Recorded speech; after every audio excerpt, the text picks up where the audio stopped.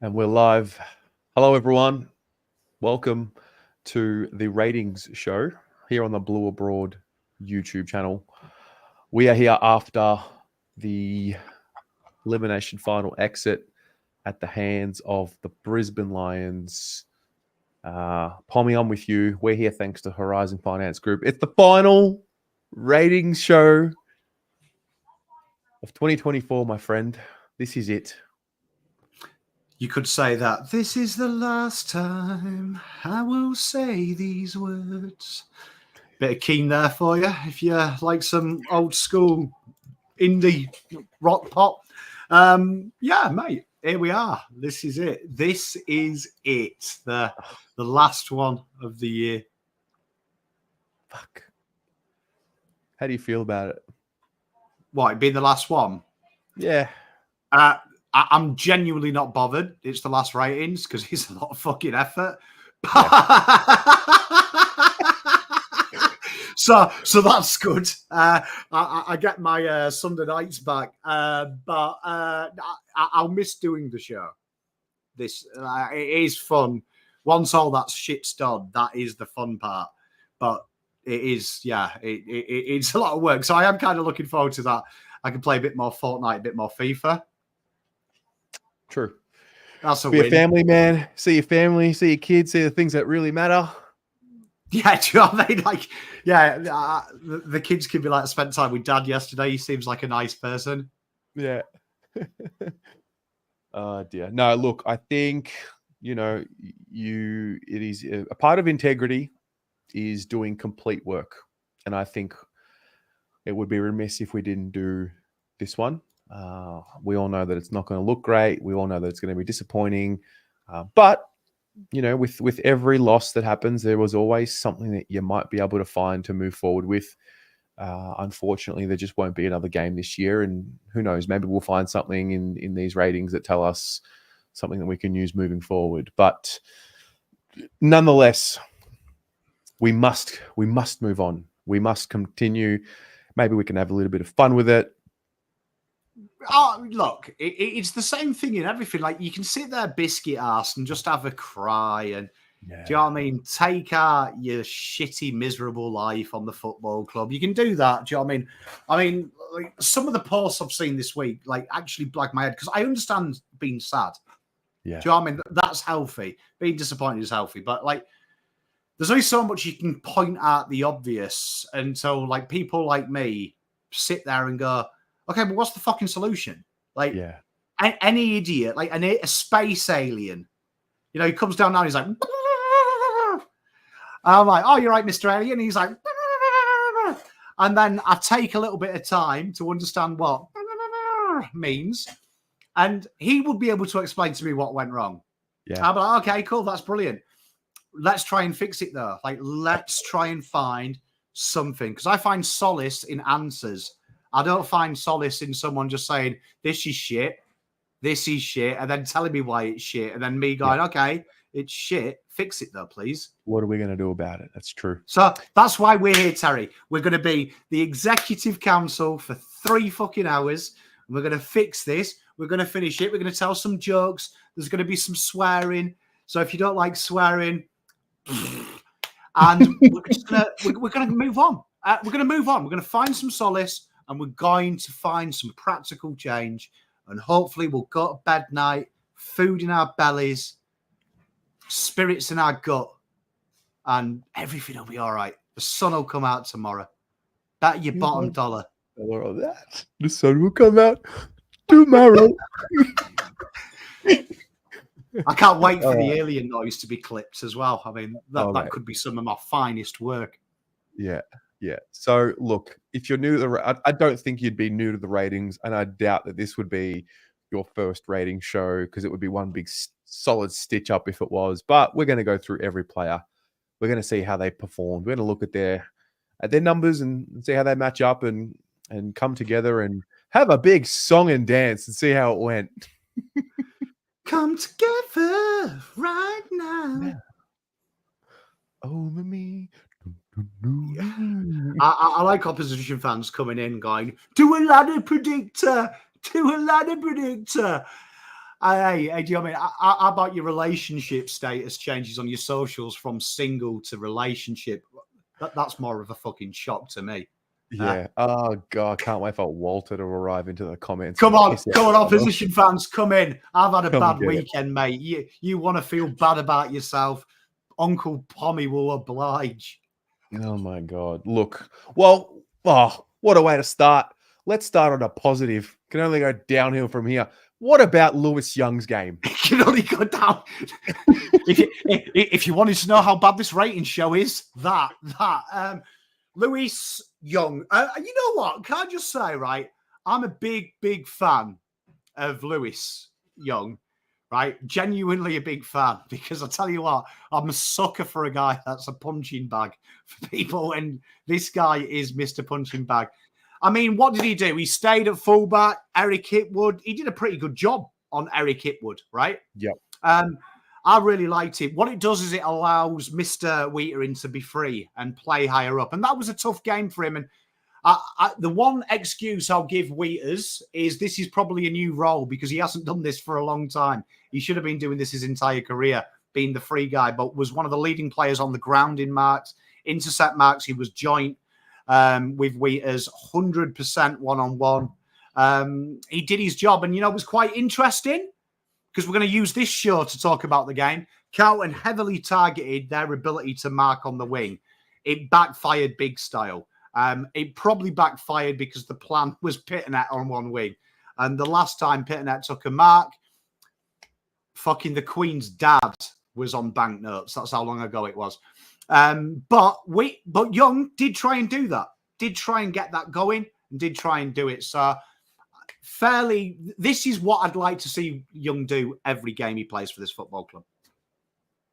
So my biggest thing about Lewis was I just want Lewis to rediscover the aggressive nature in which he played with in 2022 when we first had him. And, you know, plays to his strength. If he's spoiling everything, no worries. But, I mean, the marks are a bonus in my view with Lewis. But then you see some of the intercept marks that he took and the contested marks he took, and it just leaves me thinking he can do it. You know, he can become an important part of this group. And you know what? I wouldn't have blamed him because he's a guy that's copped a lot of criticism, rightly or wrongly, online. That's just a part of fandom. People will use a scapegoat. Man, he did not shirk the occasion once.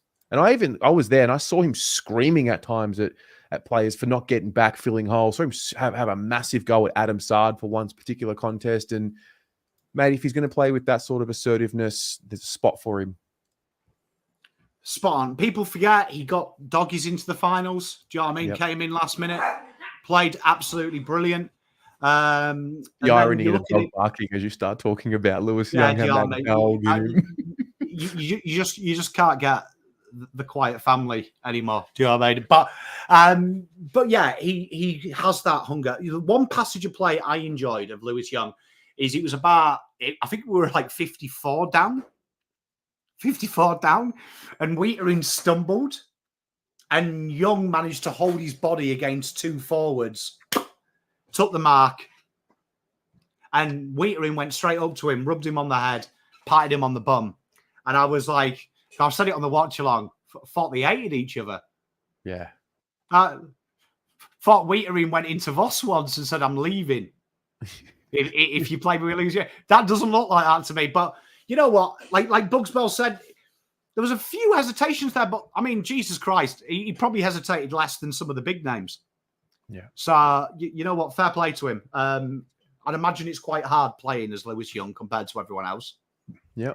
Because Weitering makes a mistake. Everyone's like, oh, I love Weitering though. He's my boy. Young makes one mistake and Jesus. But 7.5 out of him. Solid second key defender role. Well done, Lou. Well done, Lewis Young. Honestly, well done. Let's move along. We'll get to Jacob Weitering.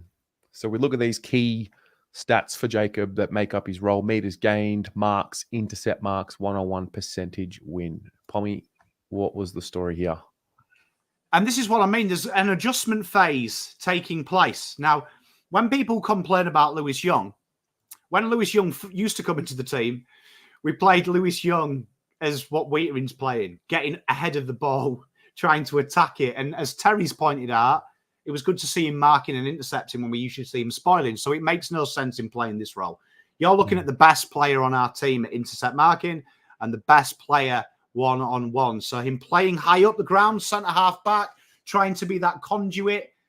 What you usually see from Weiters is he won his one-on-one battles. Got beaten a few times, though, by Joe Danaher, because Joe Danaher is very smart and he kind of got lost. And what Joe Danaher does incredibly intuitively is he makes a double pivot. So what that means is he goes towards the goal and then comes back. And the reason he did that is he took Weitering in between Young, Cowan and McGovern. And 9 times out of 10, Mitch McGovern would happily lay the bump on Weitering, which gave Joe Danaher the 2 steps he needed. Big issue with Weitering this week for me was when he did get the ball, everything went short. He didn't look to clear his lines. He didn't look to set up any play. He was very guilty of going down the wing at all costs. That's the one thing that I want to see Weitering a bit more. He seems to be so much better under pressure than he does when he's got time.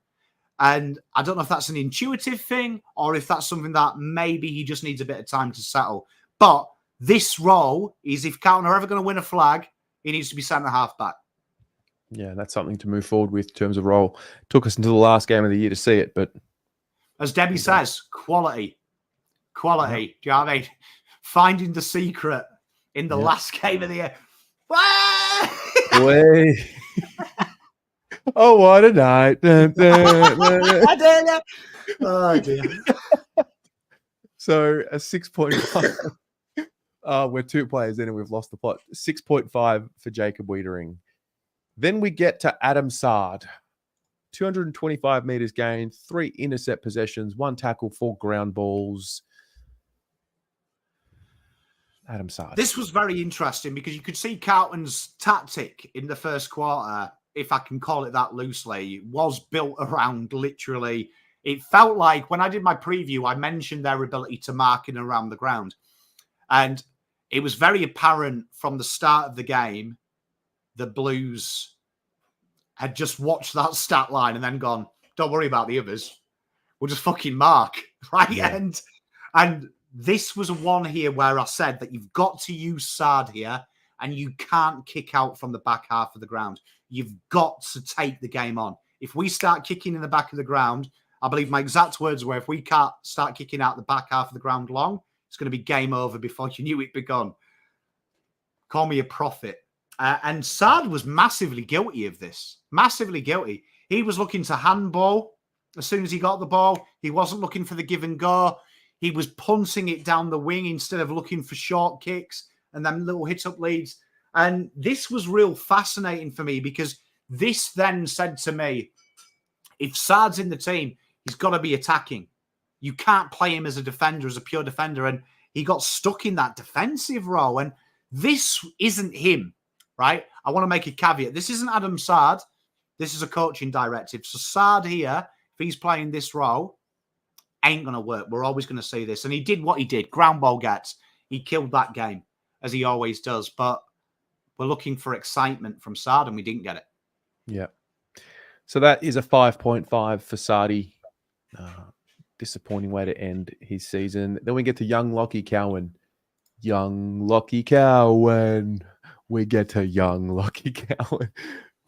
He was one I really was, when you talk about, finals experience and getting certain games to certain players, this was a particular occasion where I thought it was important for a player. They all needed to play a final, an extra final, but this guy in particular.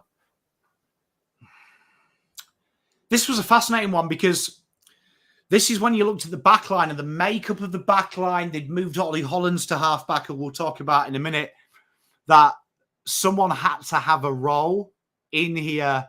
And it was either Cowan or McGovern were going to have a role that kind of was a specialist role. And this was one of the 2 players where you look at him and McGovern and you go, why the fuck wasn't Pom Cotter there?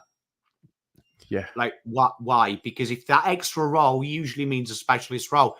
And Cowan did something really unusual this game. He really showcased the fact that He just is so good at adapting situations. He had a little bit of a moment where he had to play in a lockdown, and then he had to play a little bit attacking. He did that really well. Look, 280 metres gained from a guy that's not the exit, and we've just seen Adam Saad with 220, paints the picture. This guy got the mandate, and this was really, really sad that he didn't really get the freedom of his role. But there is something this year is going to say to us that this guy here is probably one of the success stories. He's ready to play elite level football. No doubt about that. Yeah. He came on and improved and earned the trust of his teammates and his club, and just played with a determination and a spirit and a focus that's required. So well done to Lockie. It's just 5.5. Walter, we've been waiting for you, mate. Good to see you here. You absolute soppy melt. You know what? I've actually got a little counter here. That is the 29th burner account of his that I've blocked. Wow. Mate, you are bordering on Stalker X here, bro. Like that's embarrassing. Yeah. Yeah, it's a gift. Quite something. Then we get to Mitch McGovern. So we look at the key metrics that make up his role. I mean, I'm already looking at the heat map, and that tells a story in itself. But 5 marks, 1 spoil, 11 defensive half pressure acts, and 275 metres gained. Is that enough from Mitch? You see, people might disagree with this, but I think Mitch's last 6 games in a Carlton shirt have been absolutely really poor. Really poor. Really poor. And I know a lot. The narrative at the moment is give the youngsters a chance. For me, this is a worry, because see Cowan has done the meters gained, right, on the other side, right, playing that loose in between it. He's done the similar amount of pressure acts. He's had more spoils. He's got into more contests. Similar marks. This, for me, is the one here where if McGovern's in here and Saad, these guys need to be 500, 600 metres gained. They're meant to be our injection off the backline. And the fact that Carlton have started to see that you need one big person to help Weitering as a playing 3 medium-sized players is really opening the door. And this is my big feeling here. I want to see more from him. I want to see more from Mitch. Yeah, I mean, he was one of the couple that were coming in off, I don't even know what his ailment was. To be fair, he has been more available in the last 2 seasons than I've ever seen him at Carlton. So maybe there's something in that. But still didn't quite look like his true self at the very end when it mattered. And yeah, I think we needed a lot more from Mitch in this game. So it was what it was. He got a 6. We move along. Then we get to Nick Newman. Just by looking at this heat map, Pommy, I can see that he was, well, again, don't know if that's the role or if it was just the nature of the game. To be fair, we were in our back half for the majority of that first half of the game and really most of the game. But what do you make of this? I've got a really good game to play a bit later where we can play a little bit of list management in real time. You can see how hard it is. And Nick Newman is a real fascinating constitute of Carlton's recent recruitment. Carlton have really heavily targeted backmen who play a little bit different. And they're not looking to kick it. They're trying to play with a modern day game of football, and that's you run past these forward lines. And Nick Newman, again, time and time again, proves that having one guy that is willing to actually get rid of the ball when you need to is really important. Like, some of the players think kicking from the back half of the ground. And I don't know if they read the press. I don't know if they read the narrative. A lot of people who comment on football are stuck in the 80s. Kick mark football died a long time ago, especially from the back half of the ground. Back half backmen are looking to hit up uncontested marks. Nick Newman gets it when he's in trouble of just getting rid of the ball. Just get it as far away. Sometimes you don't have to be creative. And he gets that. The big thing about him as well is he really works on them ground balls. And anyone who comes there, he's hard, he's at it. He's our Lockie Fogarty in the back line as well. He really makes sure whatever he sees to destroy. And I do think if you picked a team for Voss based on the principles he wanted, Nick Newman and Chincotta are probably the first 2 players that complement Weitering in it. because of that, because it's just basic football. Well, those who do the fundamentals at a high level are worth keeping and investing time in and energy into. I think Nick's been that for a long time. So, yeah, got himself in a nice little dust up, copped a fine. For those of you that are watching, not sure if he got suspended or not, he got a fine for the incident with Lockie Neal. Lockie Neal, fuck around and find out, mate. Don't run up and pretend like you're going to do something and expect nothing to come your way. So, yeah, it was a nice little exchange. Mate, do you know what I mean? I'd like to see them show a fight on the scoreboard, I have to say. Yeah, or pre-game, that would have been nice as well. Like, go in and smash Lockie Neal pre-game, set the tone. Like, do you know what I mean? You can throw a shoulder in someone's chin, maybe when you're not 60-0 down. Yeah, that would have been fair nice. play for doing it, though. Fair play. 7.5, Nui. Then we get to Ollie Hollands, the halfback role was spoken about. The irony in him having to then go and tag Dane Zorko, not lost on anyone, I think, but let's open that conversation up.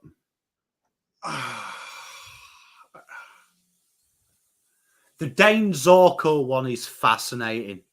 It is absolutely fascinating that you have Alex Cincotta. His facets in his ability of he's beaten Nick Larkey one-on-one in the last couple of weeks. He's beaten Oscar Allen when he's been left and isolated on toes. He's beaten Smalls. And then they put Ollie Hollands on him after they've tried Durdin. Durdin's got away with this, but Durdin started on Dane Zorko, right? And the fact he's got away with it is honestly Dane Zorko must have thought when he heard that fucking Corey Durdin was doing an impression of Madeleine McCann, because he didn't see him, bro. Didn't see him. Then Fantasia went on there. Fantasia struggled. And then that worst thing you ever see happens. And we talked about it in the pre-game. Dane Zorko when he shifts up to the forward line and they move him. And it's a fantastic tactic by Fagan. Play him at halfback, move him a little bit every so often. And they went, right, Ollie Hollands, you're the man. He got a clinic. He got a clinic from him. And he wasn't helped out as well, because when Carlton did win the ball back, see what we said about Saad. Saad was giving no injection on the back there that could help Ollie go back and say, you know what? I'm going to show you now. You've got to keep an eye on me. He was kind of exposed. And the only positive I can give you, it's a great lesson. He's learning off one of the masters of his class. But yeah, he never gave up. And I'll give him that 5 tackles. He's the joint leader in our team. Top 3 for pressure acts. 3 of them tackles on Zorko as well, I might add. He was actually the only player to tackle Zorko who was tagged on him, and 4 players had a job on him. Yeah. But like we say with Cincotta, you give him a tagging role, you don't get much. I'll also have nightmares, Paul. No. Ollie Hollands to Zorko. 4.5 for Ollie. Another one in the basket of good to get another finals game into him, and he finishes his season strongly. And then we get to the midfield. Well, we are already in the midfield because Ollie was named on the wing. But we get to the skipper. Like I've said on this show before, Pommy, when you see a heat map like this from Patrick Cripps, you know something's gone wrong. And it has to be said, like, I mean this with niceness, because he's one of the scariest persons I've ever commented on in any sport. If you ever say, this probably was one of the few times that when you look at the game in isolation, one man versus one man, right, that I don't think Cripper was his influential best. I don't think he was. But he did what he needed to do. He did what he needed to do and then some. He got that goal, which we needed that goal, and he got that goal by smarts. His midfield was constantly overrun, and he held his own, and he put his head up high. And this is where you worry about Cripps, and in them types of moments, that it was Cripps again expected to do miracles to keep us in with a shot. And this is where I say, like, before we all like start giving them hugs and kisses, let's look at that problem. This is year what now? The rebuild technically started 2015. I don't buy into that rubbish. You get a new coach, the rebuild starts, because you still should have a fucking plan from then. If you're changing your rebuild strategy, start again. We should have someone here, a lot more help. A lot more help. Hewett did his job, but then outside of that, who was willing to get knee deep and really help him out? And Cripps is Cripps, but like there's going to be a point in time that Cripps, heaven forbid it's not soon, but he's going to be Mark Murphy. The sands of time start to catch up with you. The bumps start to catch up with you. And if there isn't someone who's willing to take 30%, 40%, 50%, 60%, 70%, he's going to wear himself out. And Cripps is one man on his own at times. And that first quarter, go back and watch it. I've watched the game 4 times now because I decided for banter, let's watch it again to do this. That first quarter, if you told me it was Cripps versus Brisbane, I'd believe you. Like, there's 2 passages of play in the first quarter where Neil bursts out of stoppage and Cripps has come off Dunkley to chase him. And the other players are just watching going, fucking hell, Neil's quick, isn't he, bro? Yeah. And I'm like, it's fucking Cripps. It's Cripps not helping. He's your captain. Yeah. That breakdown was evident pretty early, wasn't it? And it actually hurts me because, like, that's when I start questioning things I can't prove. Do you have respect? Do you have love? Are you really a team? Because he's your fucking captain, man. It's all right, Michael Voss going in the press conference and turning on the fake waterworks because Doc's back. Having the audacity to lie to me, a paying member, that you're a little bit sad because you were surprised he played football. And you're like, you fucking picked the team, dickhead. You would have known probably 3 weeks ago. But this is the man the players should worship. Not Docherty. Docherty, fantastic human being. But the man that they should fucking be willing to go into battle for is the man that when they were 2016 getting battered, he did it. Chris Judd, a legend of the game, does his knee. Cripps was the first one who said, I'm ready. I'm stepping up. Yeah. He should not be chasing Lockie Neal because you let him slip through and you lost him at the contest. And he shouldn't be overlapping you to chase him out of respect. Yeah. Well, he gets an 8, Cripps. I loved, can't tell you how much I loved seeing him do a fan cam after a game. Yeah. Do you know what I mean? And fucking was real. Yeah. He looked I love that he mentioned just like devastated, no pats on the back. I love that he called out the habits, you know, because maybe we were going crazy talking about diligence and preparation.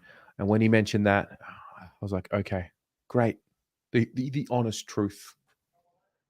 It actually hurt me. And John, I see what you're saying. Just because Bolton's not there and Voss is not there, the list management crew was the same for the hardest part of the rebuild. Like, it's only in a Carlton mind rebuilds last for a long time. They don't. Not at all. Right? Not the rebuilds last a long time. Usually by 3-4 years, you've got your core base of players. And you look at any team that's rebuilded, the large part of their list has been formulated in that 4 years from the point they've done the rebuild. The ones that have gone on too long are then been destined to fail because that first 4 years. So Carlton's list strategy under Voss, under Teague and Bolton was identical because he was there. The one time we saw a little slip up was the last year of Teague. And then there was all that infighting where I didn't say I wanted to buy him. You said it, and it was publicly. But that strategy should be good. The strategy should be good. Like, we can't make excuses for these, right? Bolton, Teague, Voss, the players are all victims of you said it, I said it. It's all right. I used to play football with his dad, his sound brother. Get him in the club.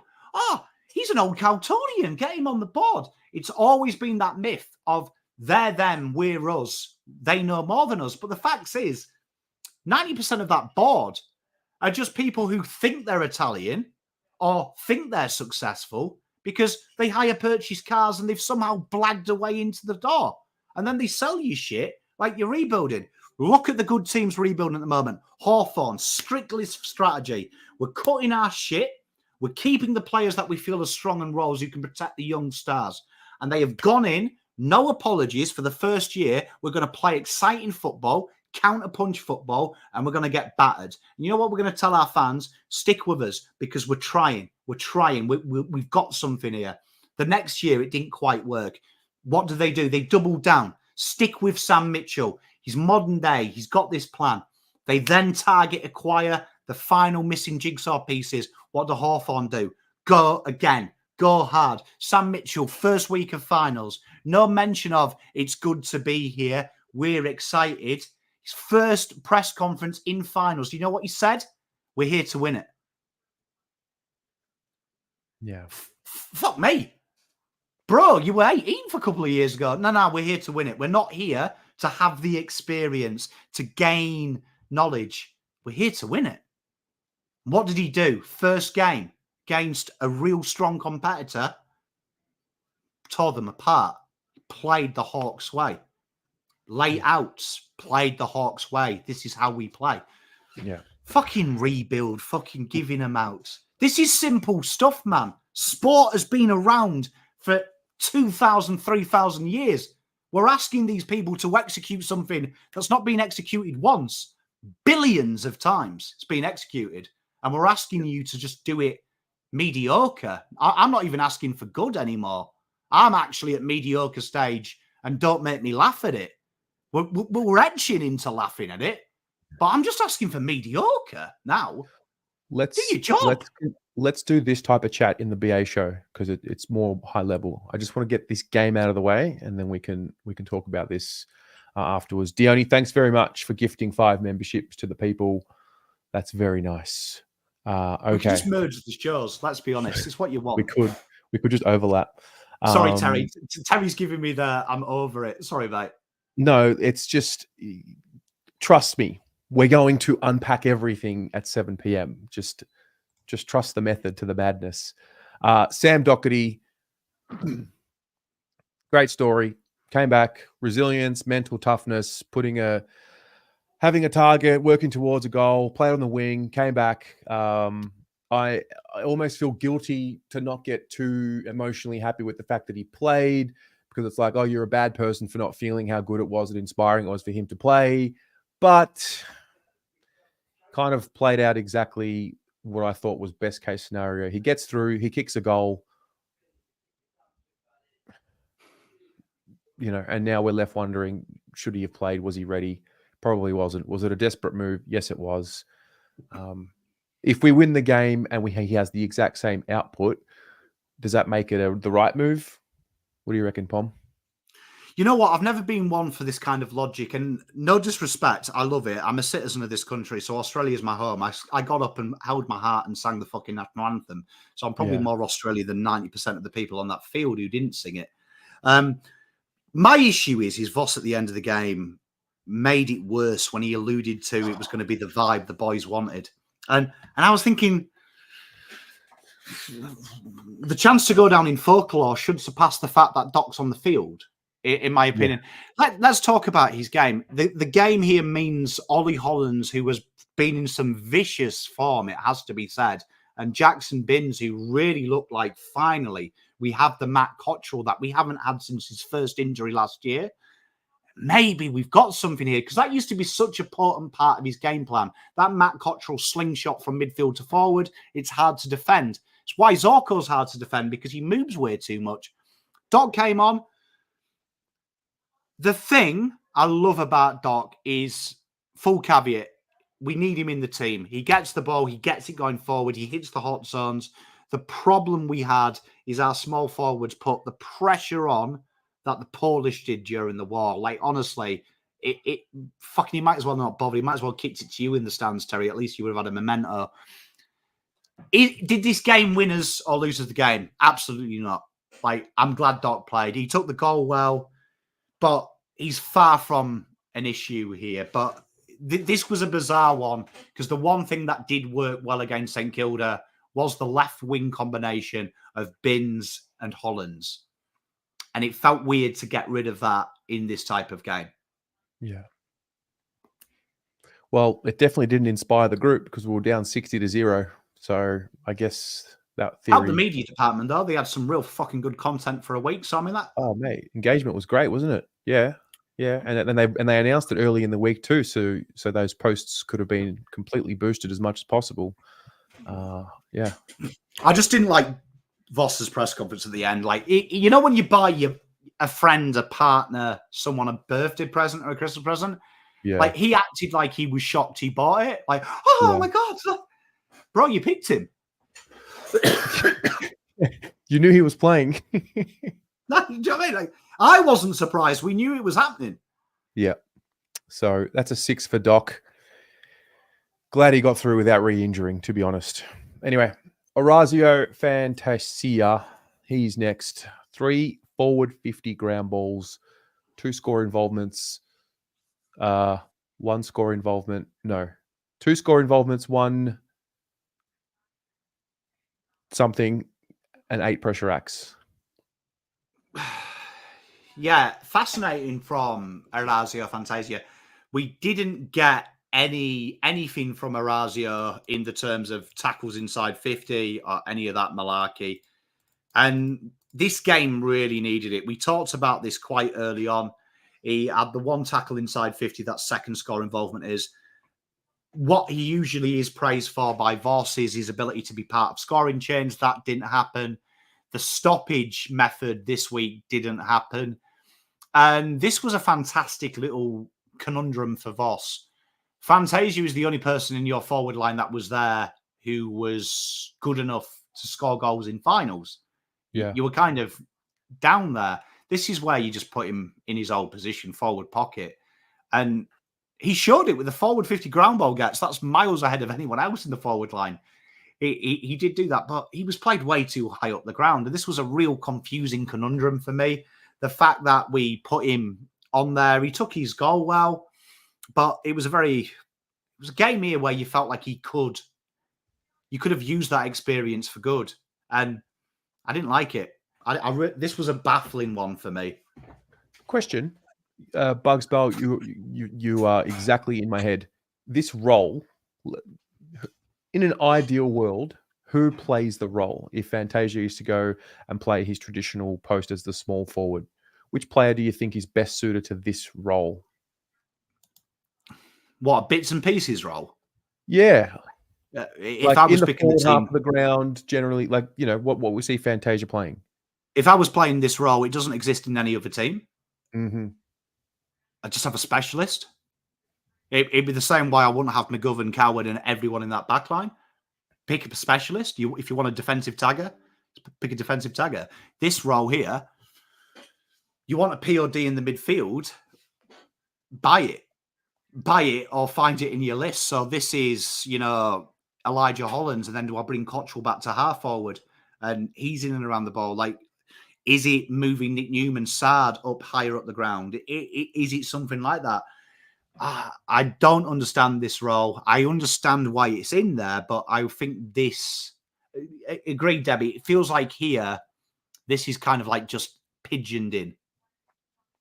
Well, do you think it says to the need to have high IQ around stoppages and someone who understands how to get the ball inside 50? There's a lot of talk I've had recently around, our best kicks, if you actually think about it, are in the back half. So if you Newman, for example, or Saad, the kicks that we need, the best kicks that we actually need on the ground need to be in the final third, but they seem to be in the first third. So yeah, well, in the hype up, we talked about Neil and Walsh, and like stats wise, they're very similar until you get to kicking efficiency. But then you look at handballs received, and Walsh has got almost 1.5 times his handballs received and double the contested rate. So in the terms of what they do with Neil, they get the ball to him away from trouble. With Carlton, they play him as if he's Cripps 2.0. So maybe if you want someone to skirt the packs, Sam Walsh is your man, because you see Sam Walsh's delivery when he's out in space inside 50. It's very good. 2020, he nearly won 2021, he nearly won the Brownlow playing half forward wing and then pinch hitting in the midfield. It feels like we've pigeonholed Walsh as he's got to be our inside midfielder. Cripps help. I want Walsh away from the trouble. Like, and then you hear this. Oh, but he's back. So why fucking play him on the ball? Yeah. Like, skirting the packs will help him out. So this role here says to me, I agree with you, Terry. I want some more intuition. Okay, cool. Draft one. Buy one. Make one. Yeah, I mean, you've just made a roll up. How hard is it to make a position up? Yeah. Well, a 4.5 for Raz.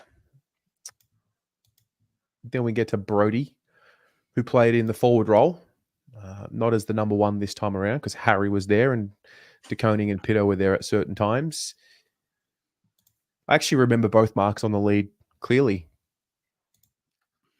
because I don't really think I saw him that much after that. They were great marks on the lead though. Fuck. This was a tough one to watch because, like, when people talk about, like, everyone got excited about the final we had. I mean, the game he had against Eagles, right? Yeah. Which is okay and well and done. People started talking about his game when he was in the juniors and he was kicking goals. And the wonderful thing about him when he was kicking goals in juniors was he was played as that third player, the third forward. He ain't built for key position. And the reason when he was down back, he went bad. It was because he was always key position as well. We played him to protect McGovern. This is another one. He needs to be the loose. He needs to be the third.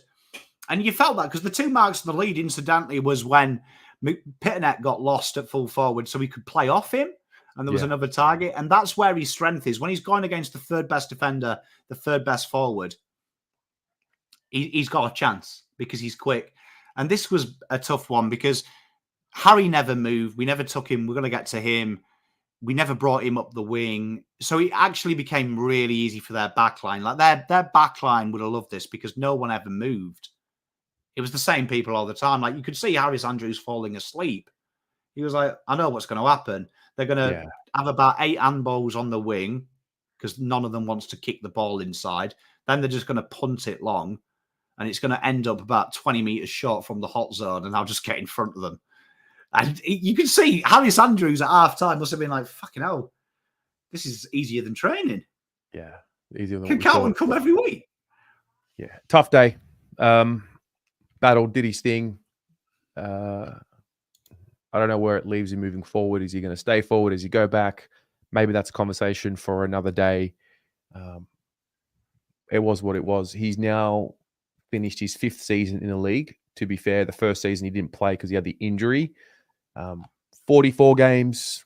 So, you know, you would hope that he's ready to take that next step. So he gets a 3.5 for his game.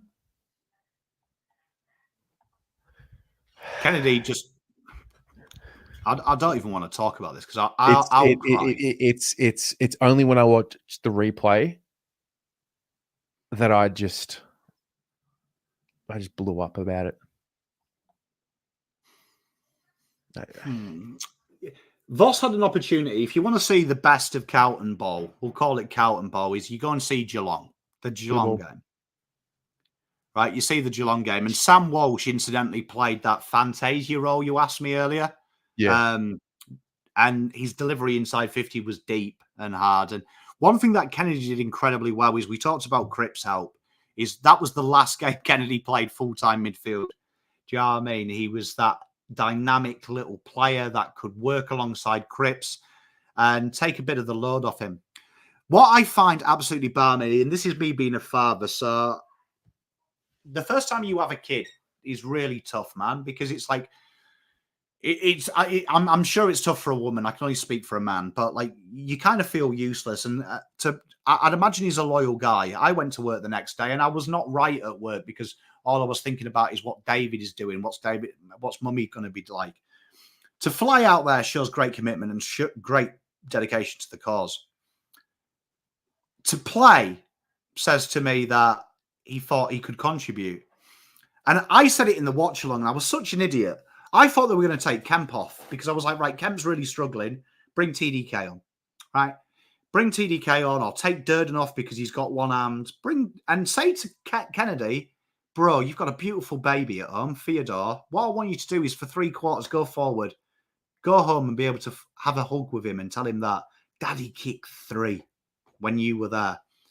And my wife said to me off camera, if this was one of my pals, I would have dropped Voss.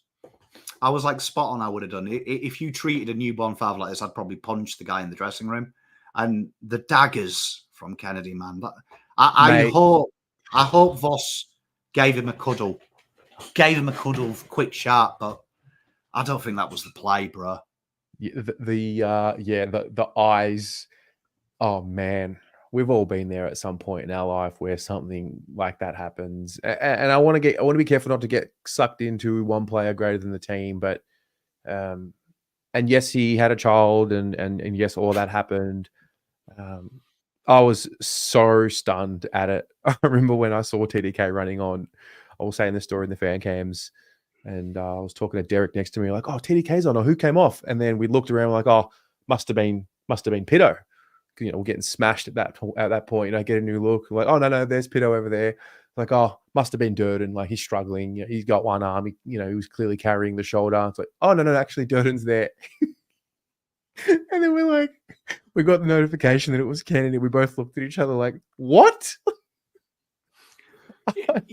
Kate asks a great question. Kiora Kate as well. Voss covered this and said that the plan with TDK was always to sub him on.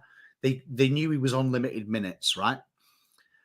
The question here remains, and I think the most acceptable way to have done it is, no matter what Voss says, they will have had strategy. So I'd imagine in an ideal world, I don't think the ideal world would have been to sub Pittonet off. So as soon as he said that to me, that he wasn't fully fit and they had to get him out of the ruck, if he was going to play, they couldn't do it. He said that they had to wait till halftime because it was earlier. They had to shift the tactic. The way that they would have shifted the tactic would have been Voss will have had a priority pre-game of who was in order of being subbed. Now, I said it in the live. Voss can't escape this because Kennedy, Hewett, Owies are always the guys that get sacrificed. So you could bet your ass to a bound dance Kennedy in Voss's psyche was quite high up on the sub. So my question to Voss, if he knew he could only play half a game maximum, right? Why wasn't Kennedy the sub, right? Because that's an easy conversation to have. You sit him down and you go, look, you came here late. Kids being born. What we're going to do is we're going to make you sub. But when you come on, we're going to do it about halftime. You're going to go and you're going to be my game changer. You're going to pep him up. You're going to build him up, man. Because it's such an easy conversation. Tell you, if you've ever dealt with a newborn father at work or in sport, they're so full of enthusiasm. They've got that energy. I just feel like I can't believe he didn't even cover it to me as well. You know, that's the bit that hit me. This is where you go into the press conference and you use the press for what they're for.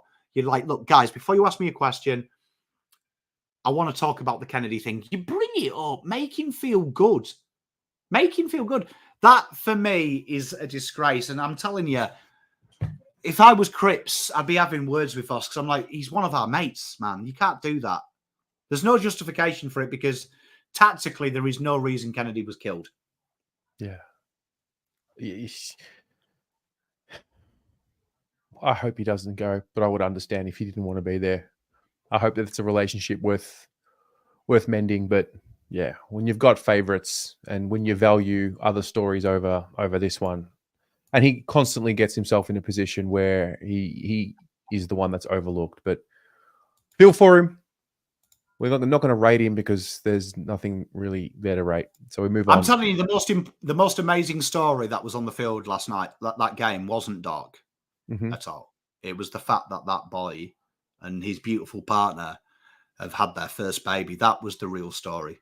Yeah. That was the real emotional story. That's the story that you get around the boys. I tell you what, as a man, I was in that team, Doc coming back, I've seen him every day at training. I know he's capable of remarkable things. You know, the bit that would got my dick hard, that would make me want to go in battle. I want to be able to wet that baby's head with my mate, Matt Kennedy, when daddy has kicked 3 goals and we've done the amazing thing.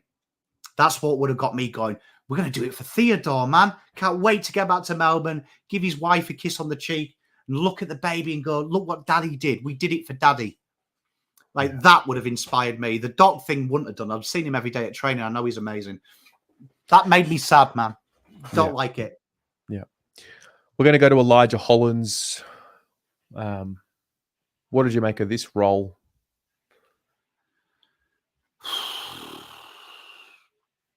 Well, I mean, this was an interesting one because they were all guilty of it, but Lidge, he is my mate. He's my boy. We love Lidge. Was probably the most guilty of forgetting he was an attacking-minded player and going straight to that condense. And what I mean by that when we're talking about this is if you watch Carlton play, Brisbane saw this very early. Carlton's first reaction in stoppage or at the fall of the ball is to not run on. It's to make sure we win the ball back. And then you lose the impetus. You lose the initiative. And he did this a lot. There was so many times that he won the ball. He was in position where he could run on.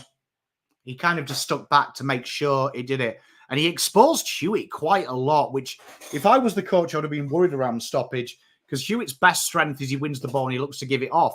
And Lidge was a little bit slow and was like, is he going to win it? Can he beat Dung? Oh, shit, he's won it. And by that stage, you saw Brisbane swarm that area. And then Carlton do that classic thing. Handball, handball, handball, handball, tackle. This is Lidge's next step up for me in this game. These are the games that Lidge, and I'm going to give him the benefit of the doubt. First final, first proper preseason, first season. These are the games here where he looks at Cripps and goes, you get the ball to me, promise you I win you this game. Yeah. And that'll come with experience when he gets a little bit of maturity under him. But that's what I want from Lidge. Lidge should have been looking at this game and going, get the ball to me, Caps. I'll fucking pull this game open. Yeah. Look, that was his 22nd game for the year. He played a combined 14 in his previous 3 years in the league. So that recaps a tick. And we'll get to season reviews at another point in time. And I think, like you said, it was a good experience for a player like him.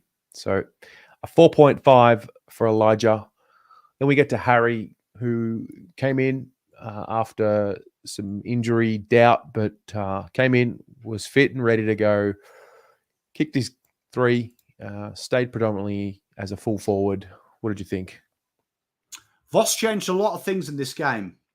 Some of the most logical ones, though, never happened. The big one is, this is the only time Michael Voss will hear these words leave my mouth as well. Why the fuck wasn't he up the wing? Like, Voss could see they knew what would happen. Carlton play like under sevens learning football. They just follow the ball. When they're under pressure, panic sets in, no one has wings, no one does anything. Everyone follows the ball, right? He stayed at full forward. He spread that. The most simple change was, right, they're panicking. The only way they can get out of trouble is kicking it down the wing. We need to make a contest. Pittonet's not doing it. We've tried it for 10 minutes. We tried it for 20 minutes. We tried it for 30 minutes. We tried it every time Pittonet works. It doesn't work. Please, Harry, come here. We'll make something happen. I felt sorry for Harry because the ball never came in. When it did, it was too shallow for him. It came in loopy, so you could spoil it away. This was one of them games for Harry where Harry will probably look and go, I got my 3 goals, which were probably miracle work at times from Harry. I've got to say, miracle work. But you got to help him out. Got to help him out. And this was just one of them games where he was kind of exposed. Well, I think we learnt why Harry plays centre-half forward and Charlie plays full forward. Yeah, I think we do to an extent. I mean, to be fair, though, it was so easy to beat him. Like, it was just the way the ball was entering from so deep. It's not Harry's game. And I felt that was the option of pulling him out of the forward line and trying to help the defence out so they could target it. It was a poor one for me. This was one there where you've got someone of his gift and ability, and he scores high because obviously 3 goals is very good for a forward. You know what I mean? Yeah. Well, he gets an 8. Well done, Haz. Then we get to Jesse Motlop. So that heat map's right, yeah?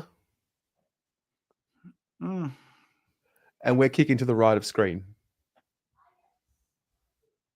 Yeah. Well, isn't this the Orazio heat map? You know, that roll?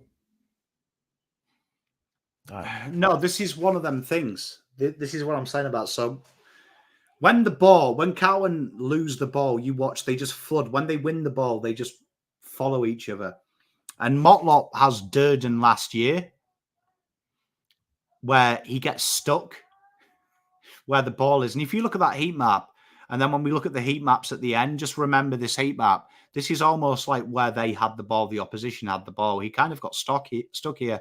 And I find it hard with Motlop because, like, I dropped him in my team, but it's really hard to kind of understand why you didn't play him to the best of abilities. See what I said about Fantasia. If you can afford to keep McKay at full forward, he needed a mate.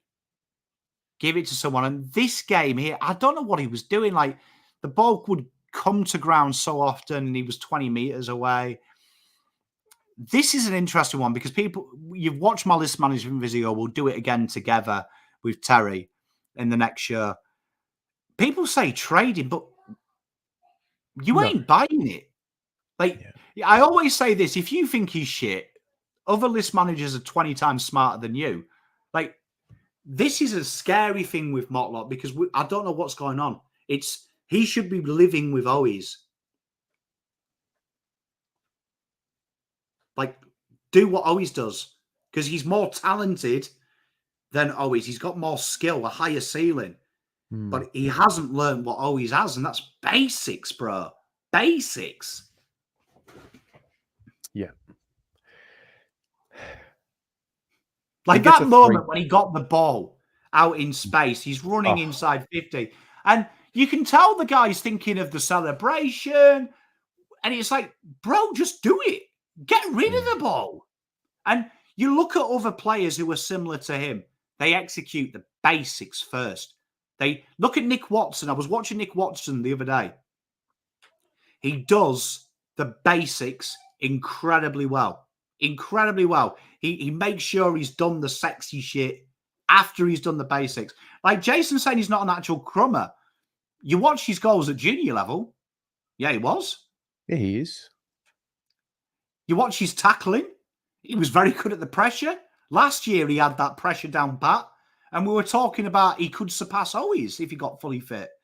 It's a real interesting one, this, because I feel like he's overcoached. Yeah, look, that's a great point you make. So he had it's his third season. Got to remember that. Got to remember the profile and the context of him. I think he gets looked at harshly because the standard that he created for himself was pretty high, given he kicked 24 goals in his second season from 21 games. He was, had a great preseason. He did not miss a session. They were talking about him as having a top 3 preseason with Koning and Elijah. It just went pear-shaped from that practice match, and then the recovery from that practice match, then the hamstring, and then another hand. Like it just didn't work. This will go down as hopefully one of those years where Jesse looks at it and just completely looks back from it as the springboard to becoming just better all around. You can look at the program he was on and try and blame Russell. I think there's got to be an aspect of Jesse's got to learn for Jesse, the diligence in preparation and all of these things. It just hasn't been his year all year. The reality is it is his third season. He's very early in the piece, but I think everyone's got high hopes for him because we know what he can do. I think it's a bit of column A, column B, column C. I think the big one for me is something has happened with all of our small forwards. So I've seen a bucket load of Motlop as a junior. I saw a bucket load of Durdin as a junior.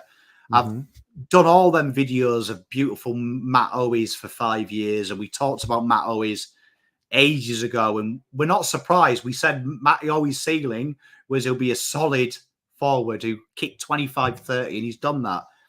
The one thing I've noticed is all of the small forwards that have come into our club become the same player.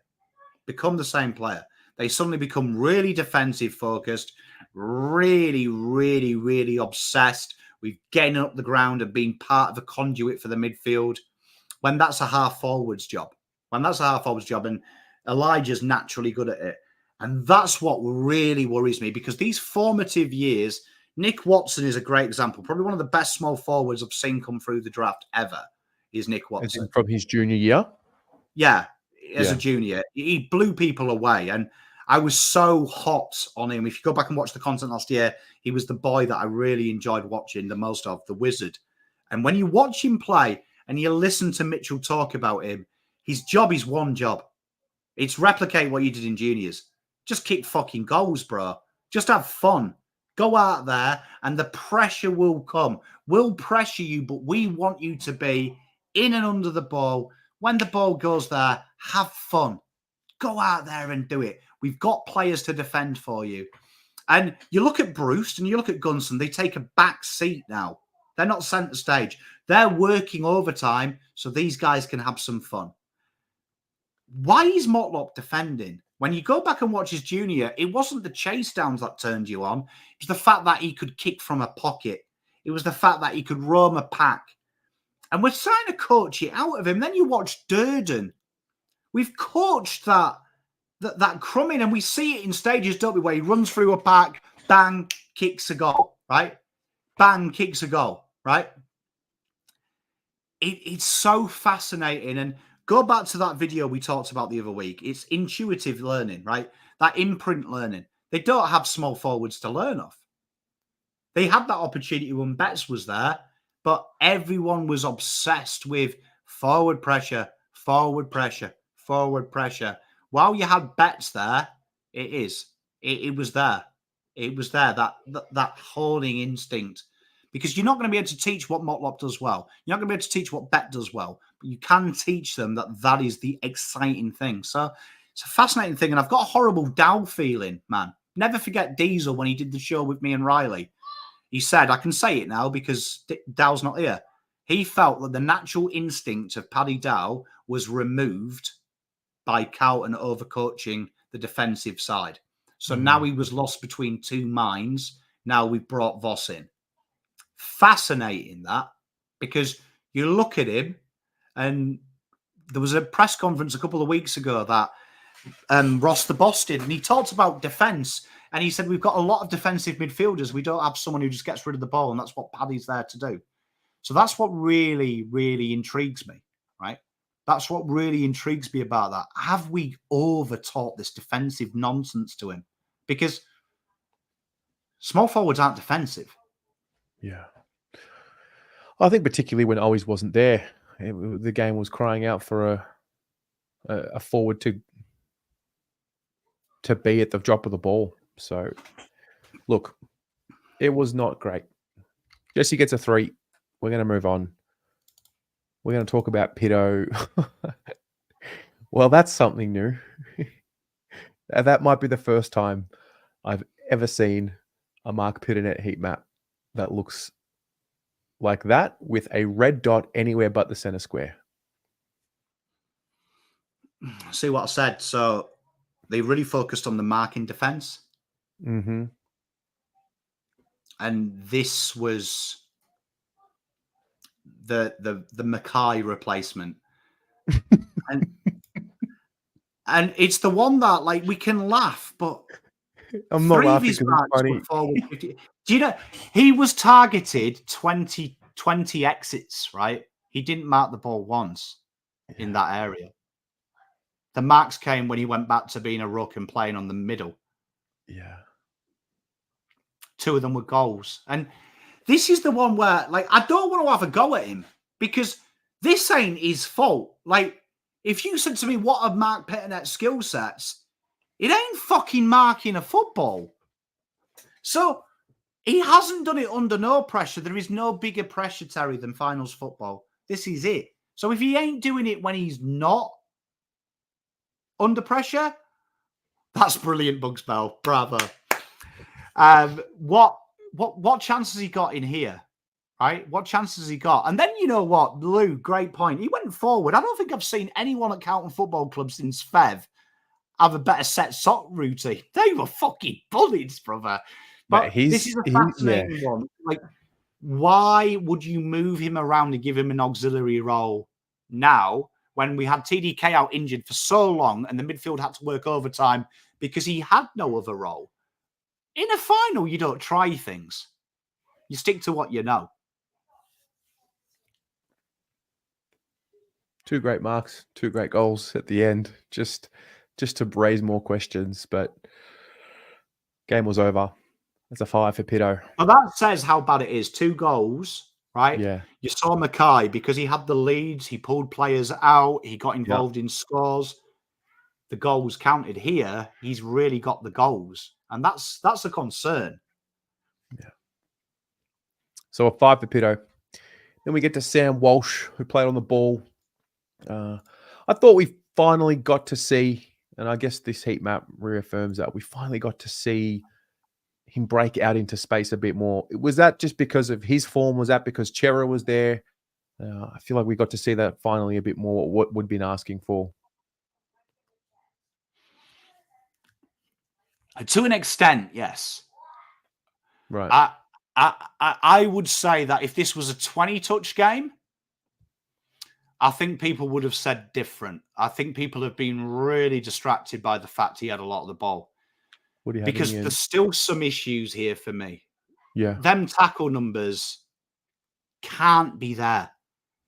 Because the best of Walsh and all of his numbers was that there's 2 parts to this game. And Voss gave you an example. There's the red heat map when he was inside midfield. There was the red heat map when he was out wide playing half forward wing. And that was where you saw the best of Walsh, right? Them score involvements, 4 out of 5 coming from that channel. 1 coming from the other 2 tackles coming from the right-hand side, 3 tackles coming from the midfield. 212 metres coming from the right, the rest from the corridor, which were just kicks to nothing. This guy has to, in 2025, play like Nick Dacos, that role. I want opposition fans saying he's soft, he doesn't take contested marks, he skirts contests, because that's where you put your players that can change situations. And Walsh at the moment is coming under huge pressure of people criticising him because he's getting handballs, and that's what they do. They handball to Walsh because he's one of the few players who puts his hands up and screams for the ball when there's issues. The others don't. And he's getting them handballs when he's getting crunched. We need him out in space. You want your best players not being in the contest. And he's such a talented footballer. And at the moment, we are really, really trying to make him something he's not. Something he's not. Yeah. 7 for Sammy Walsh. Glad he got through. Adam Cerra is next. He was another one that was, I think, a bit of a shock to a lot of us on the teams. I didn't know. Well, I mean, I had no idea where he was at with his recovery. Turns out he had 6 or 7 weeks to prepare. Shaved his head. That was good. So this is a big thing with Cerra, because you just heard me talk about Walsh. And at the moment, why Walsh is struggling is because when these two play, they half and half the role. And you can see here that the tackle numbers, he had a bit more time on here inside the midfield. And you can see here that this is good. This is where he needs to play. If Voss wants that POD, that guy who can defend, there is some. This is probably where you're playing him. This is probably where you're playing him. Stop getting him away from the contest. Put him in the guts and let Walsh be the loose one, because he wasn't fit in this game. So I'm not going to criticize him too much. He probably shouldn't have played, but this is it. And like, it's a struggle, this one, for me, because that's where he's strong. That is where he's strong. In the clutches, he wanted to be Caleb Sarong. That's where Caleb Sarong plays. His big last year was him protecting Caleb Sarong. And it's why he ultimately got himself out of a job. just play him inside. That's where he needs to be. He's probably more adept here than Walsh in the terms of he holds the ball and looks to take the game on, where Walsh is better out in space. It's a fascinating one that he brought him back, because I feel like this would have been Ollie Hollands' Cooper Lord's role, and allowed Sam Walsh to play out wide a bit more. But I mean, he did what he had to do. It wasn't a great game from him, though. Yeah. So we get a 5 for his game. Then we get to Blake Acres, who played on the right wing. Pretty traditional right wing role. Kept his width. Played his role like he usually does. Thought he was one of the few that actually did his job. This is a fantastic one, because at times Carlton tried to have 4, 5, 6 right wings, which is bizarre to me. And this one here is, you just have to see. I put the starter there. It should be obvious here. What was the role? Because the roles that have worked for Carlton is one attacking guy, one defensive guy. Nothing attacking, 0 defensive stats. He kind of became TDK or Harry. He just became a marking outlet. It's a real sad. This was a sad game, because he is Mr. Finals. He is that guy that can make something happen. And I felt like he was kind of just stuck in the middle. He was just kind of like there.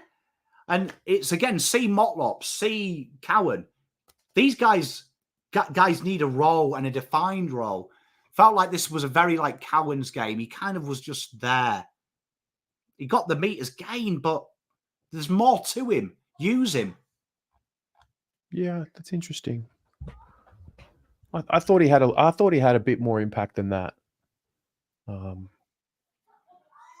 mean, the goal was the goal. The scoring. I mean, the inside. I mean, I thought he helped get the ball inside 50. Whether it was effective or not is another conversation. I don't know. I liked his game. For me, I felt like the left-hand side of the ground was barbaric from us.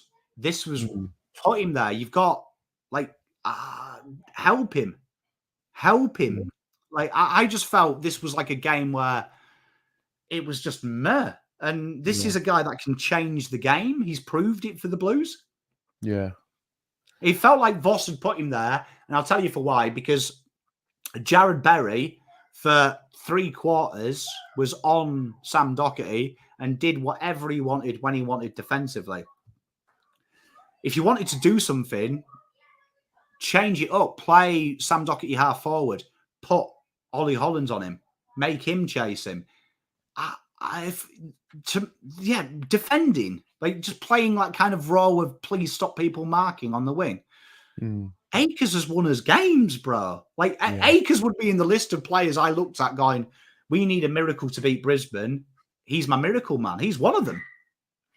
Felt like Voss was obsessed with someone's going to have a blinder because I've brought Cerra back and he probably doesn't deserve to. Doc's the story. One of these, he's going to do it. Sometimes don't play for the story. Akers, I feel, could have done it. Yeah. Could have done it. Could have been the hero. Gets a 6 for his game. Then we get to George Hewett, probably one of the other couple that came off the field, I thought, and had done his job at a high level. This one is a real scary one, because when you've got a Cerra, Walsh, Kennedy, we can't count Kennedy in this occurrence, but you've got players that do break and change things. The most dangerous player nearly all game from the stoppage was this guy. Yeah.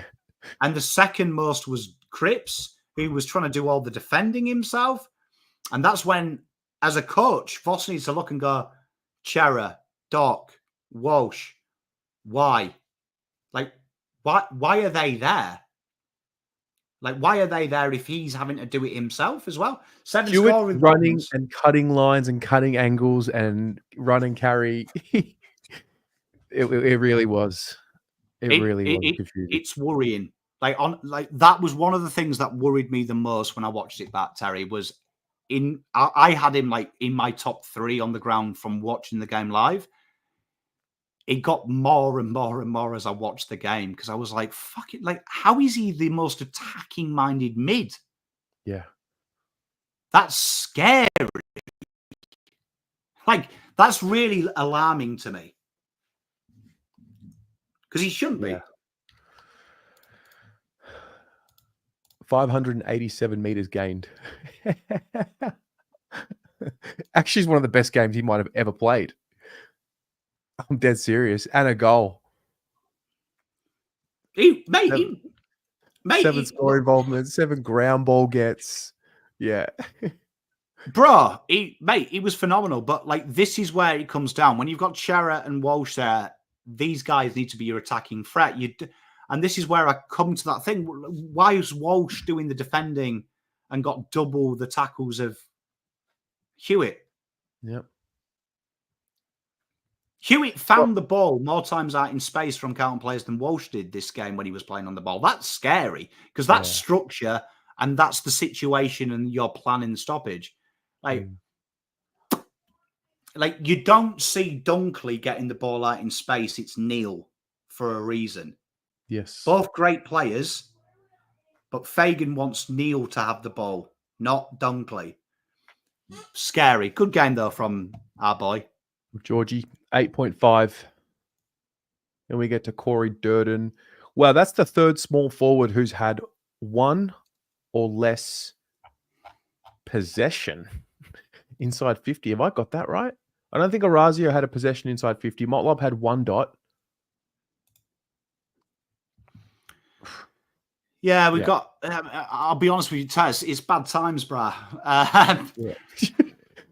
We're up Ship Creek, mate. The big thing is, though, it's like I keep saying to you, we sit back. And where we got really excited in that Geelong game where we talked about the 3 waves of defence. Like now we've got, in this game, I want you to think of where we used to see it in that Geelong game. You had Charlie Curnow full forward. He had he's a small forward there. And then you had the half forward line next. And then the midfield was almost on the 50 and we laid that trap. Weitering was like almost in front of halfway. That first line of defence was Harry on his own at full forward. Harry was on his own at full forward. And then when he looked back, it was the half forwards.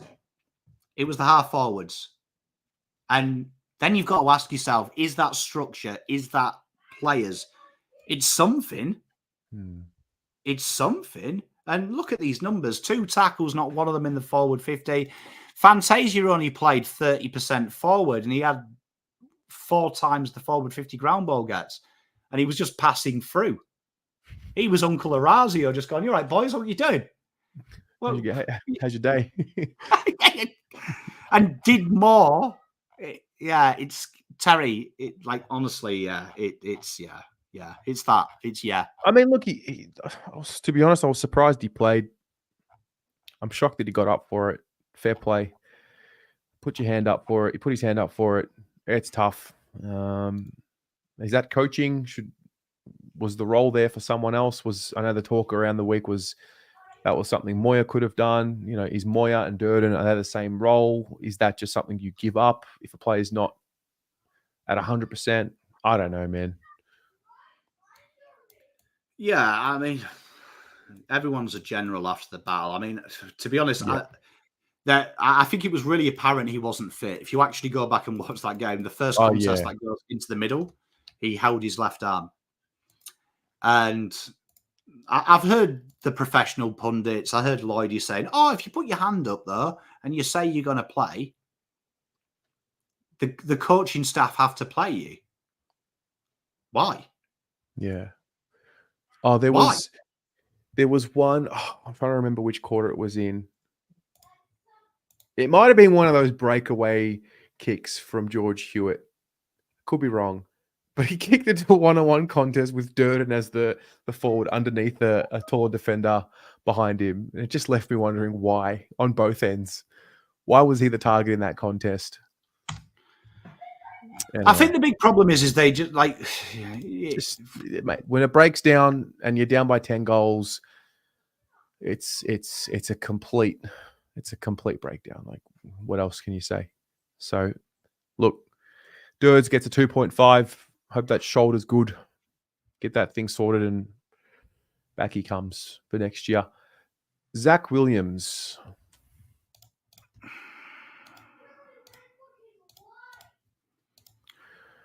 Yeah,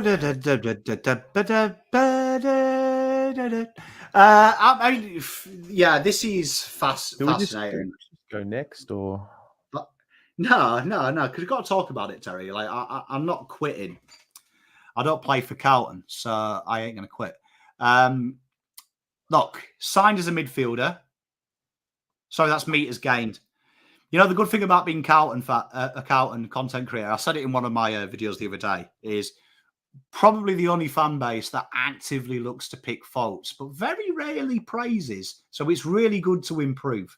Really good to improve. If you ever want to improve, be a Carlton fan, content creator, because people will pick fault. Won't say well done, but they'll always pick fault. Meters gained, that is 156. Interesting. Signed as hopefully a midfielder. Went back to his natural position at halfback, was deemed not strong enough defensive to be a halfback, then moved to forward, only into the biggest game of his career for the Blues, put back at halfback. Make it make sense. This was a fascinating game, and I understood that we don't have many small forwards fit. Rob Monaghan was the last player, really, that we could have brought in as a small forward.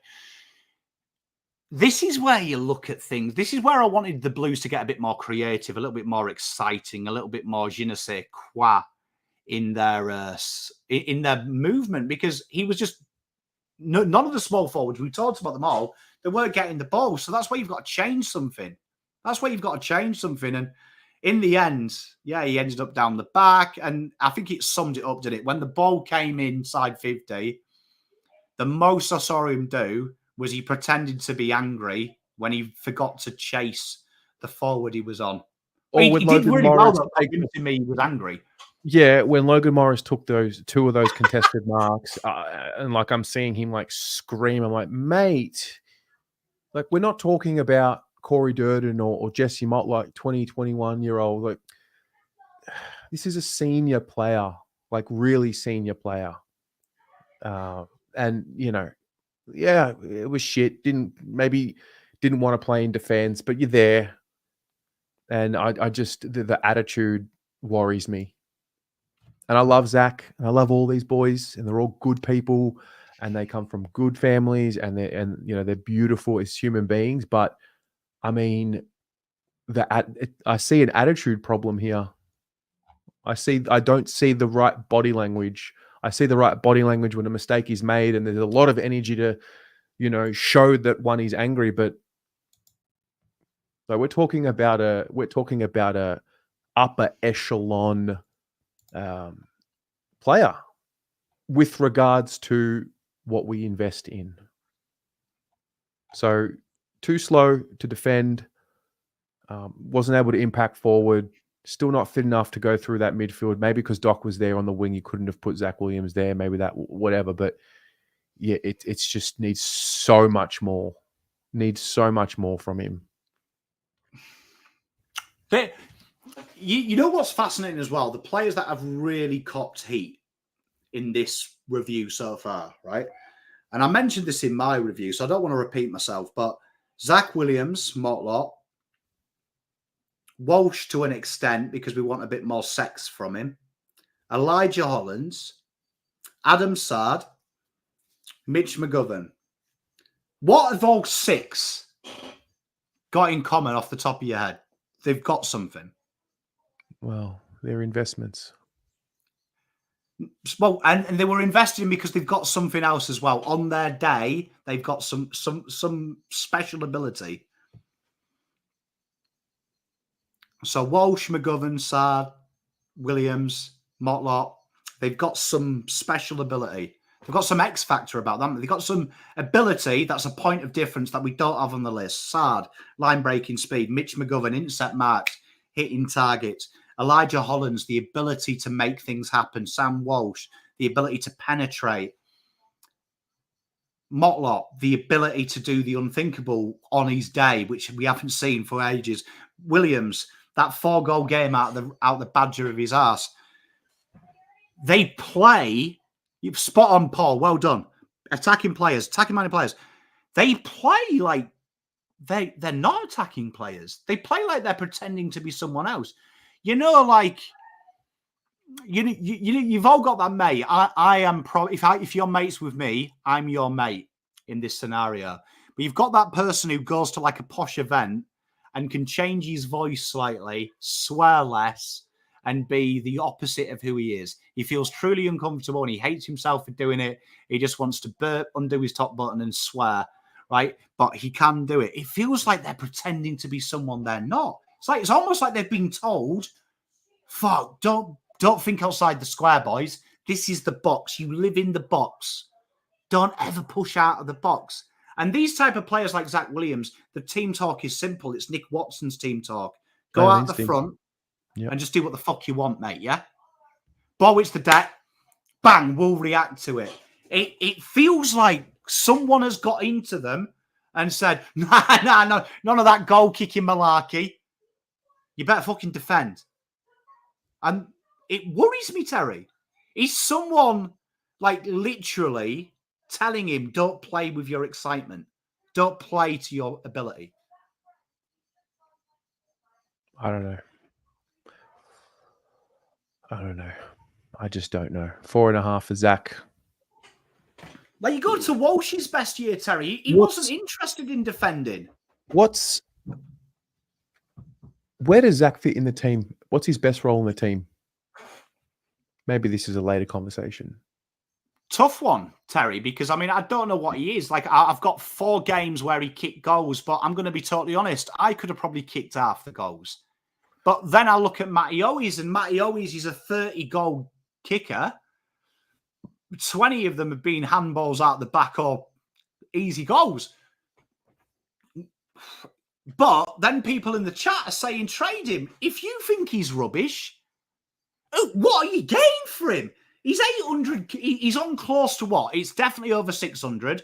I think the Sun today said it was 750. It's been reported as high as 8. So I always like to go baseline figure. Let's go 600, the lowest reported. 600 is what Papley was on before he signed his new extension, right? So you're getting someone really fucking good for 600k in the forward line, right? So let's just say it's 600. I ain't paying that, bro. If I need a small forward right now, I'm buying Matt Owies because he's cheap and he's going to do the job. I ain't giving you a 4 for this guy.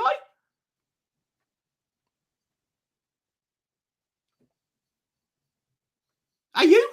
He's just got to be better, man. We've got him for, it's a 7-year deal total. So what do we got? Like, Terry, just think, if you're North, right, and you've got a fuckload of picks, you can give them away, right? Because you've got everything. Cowan ring you up now and say, Zack Williams, right? My first question is, how much of the salary are you paying? So let's say it's 700. Let's say it's 700. We'll meet in the middle because chat's saying 800. 700. You ring me up and say 700. I'm going, right, okay, I've got players that are ready. I probably want someone to protect them a little bit and be a point of difference. And if you say 50% Rambo, 350k, I'll use my first rounder and I'll take the best available junior, Joe Berry. And I'll save half of it. I'd probably want Carlton to play 600 of it. 500 at the least to even entertain giving you a pick you might use. And then you've got the Camparellis. We're going to come on to that next show. But any pick we bring in has to be better than pick 25. So I ain't giving you 25, even if you paid all the salary. I'll be like, nah, you're all right, boys. Thanks.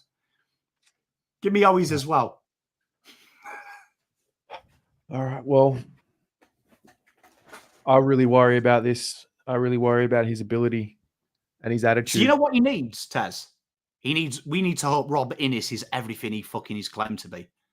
Everything he's claimed to be. Like, I want round fucking preseason. You and me go there like the mugs we are. We got our bucket hats. Terry, you've brought all your fucking cameras, all your stands, fucking the hopes there, Terry. And I want to see this fucker come out shirtless with 6 packs, dripping with sweat already, looking fit. That's That is the way we fix it, Terry. He has to do it. Because people who were saying kick him out and stuff, you can't delist a contract. I don't think it's so. Okay, so when you talked about, I think you revealed a little something there when you said, when Betts left, Motlop, small forward craft, etc. I mean, I don't know what's going to happen with Jack Martin. I'm frustrated at Zack Williams' performance, right?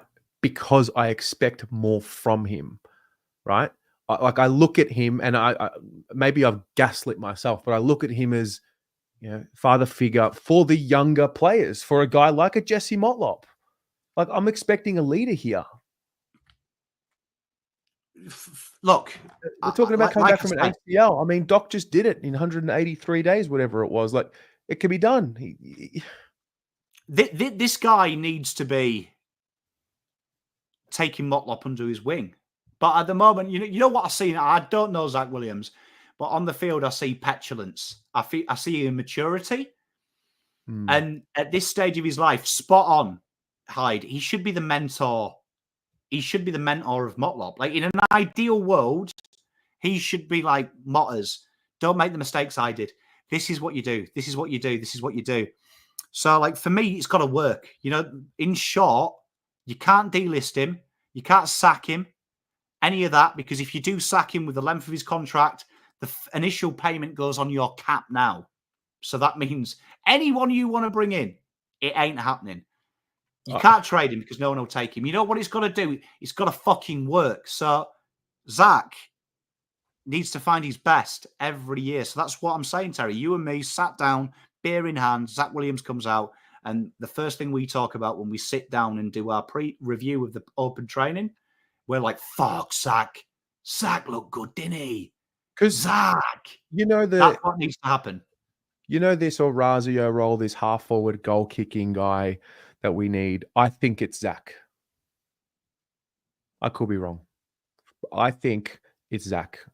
I don't believe. I think there's too many other players that have come through the team now in that back line that have taken his opportunity to be a half-back flanker. Lo and behold, he might become fit enough to become a midfielder and gain the trust. But is he in the trusted group, inner circle? Don't know. But I know he cares. I know he's a competitor. But I really do think he could be a difference maker in the side. And I'm getting caught up talking like Cunners about Cunners and these types and whatever. We need more. More from a senior guy. Look. I'm rambling. We're not getting rid of him. So get that idea out of your head. No one's buying him. No one else is doing it. You can't sack him. What you need to do is someone needs to get it through to him, and he has to work. He has to, and he's got 2 years, 2026, 2025, 2026. Work hard. This is where Voss earns his money. Voss gets in his head. Coach him. And he makes him. And you know what? He kicks 70 goals before the end of his contract. We look back and we probably break even on the deal. Yeah. Anyway, 4.5 for Zack. And then we get to Tom, the Koning, who was the sub, who played the Pittonet role. Terry just hit me with the anyway. Fuck me. Jesus. Sorry. It's all right. Don't worry about it. Hey,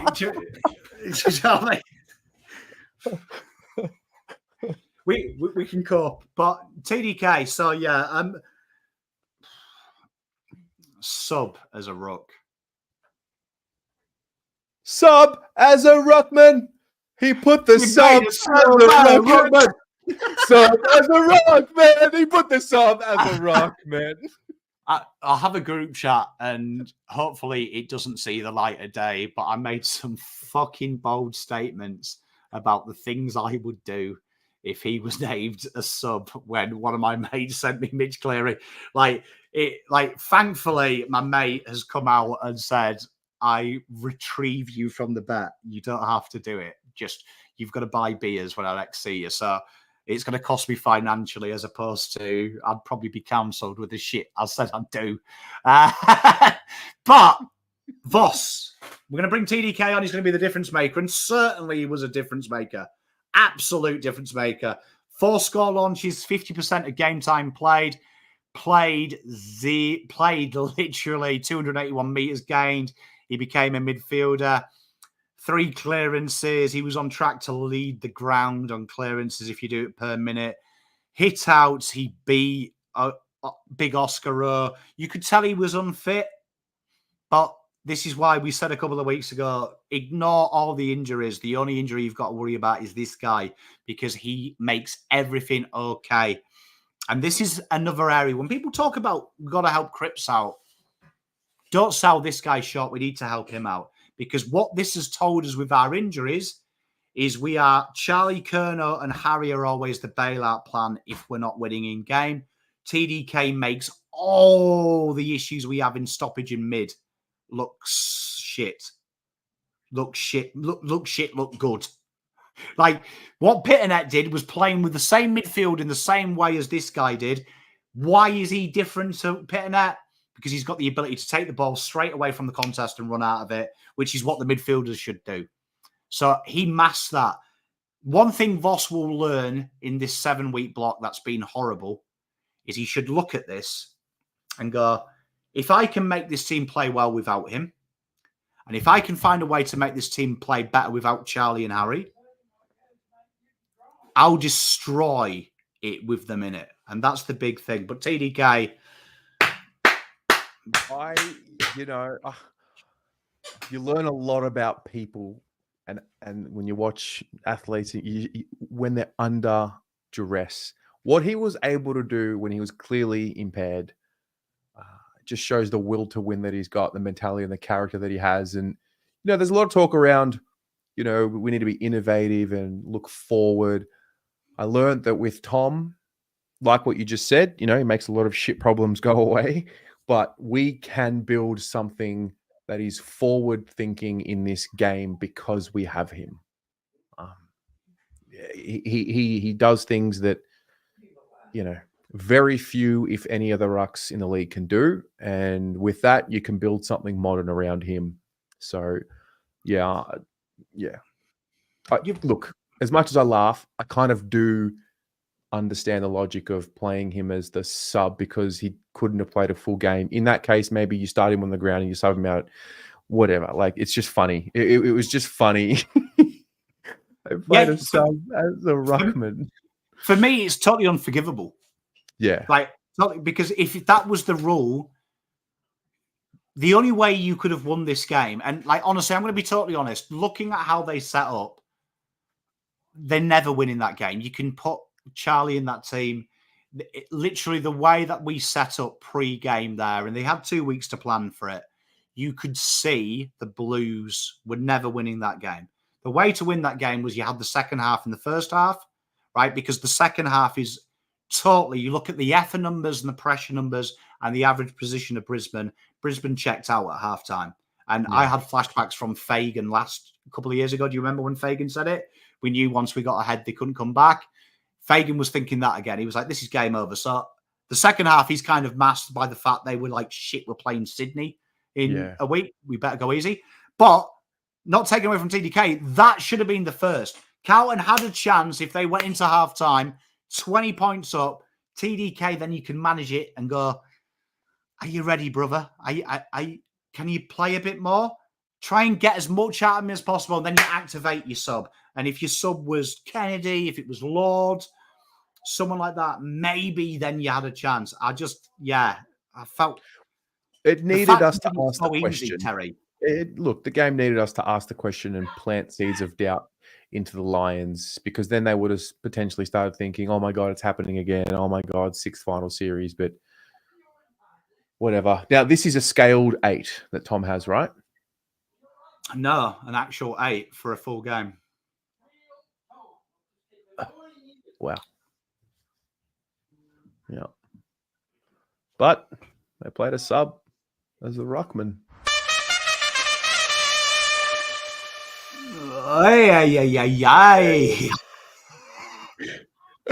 All right. I've had a bit of fun with that. For the last time this year, ladies and gents, let's look at the team.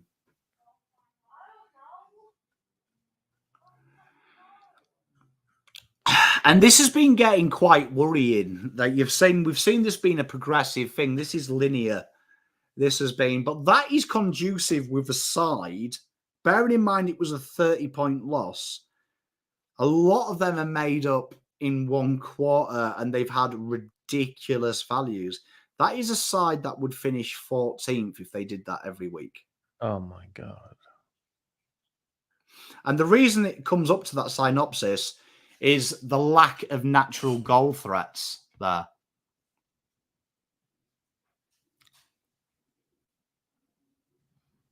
And look at the high scorers. Jesus Christ.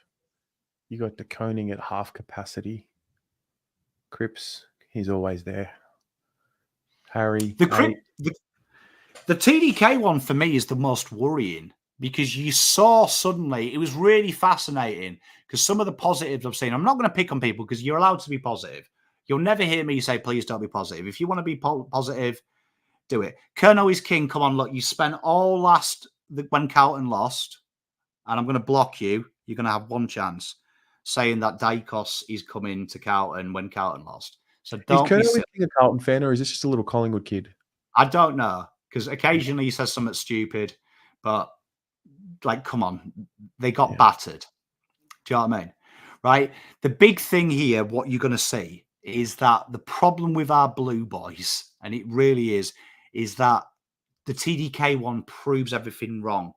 Everything we thought wrong. The system is good because he's there. Yeah. And he masks a lot of the deficiencies. And you saw how quickly it shifted. And a lot of the positives, I'm not going to complain about people doing it, was, oh, maybe we found our stoppage and clearance game. No, we didn't. We just got TDK back. And that is a worry because when TDK doesn't do that, and he can't do that all the time, he can't take the ball all the way because teams can make systems. It shows how much he needs the midfield to help him as well. Because if the midfield helped him as if he was Pittonet, Carlton's midfield would be dangerous. And the fact we're half and half and just kind of getting by stoppage-wise is really worrying with the midfield because the midfield hasn't been injured. And that has been where 90% of our games we've lost since the injuries that everyone cries about has been lost. The midfield has been destroyed. And that is a concern, a real concern to me. It's not good viewing. Hey, Bussy boy. Appreciate all the hard work both of you put in for 2024. Thank you, mate. All right, let's get through. Oh, this will be interesting. The quarter-by-quarter heat maps. And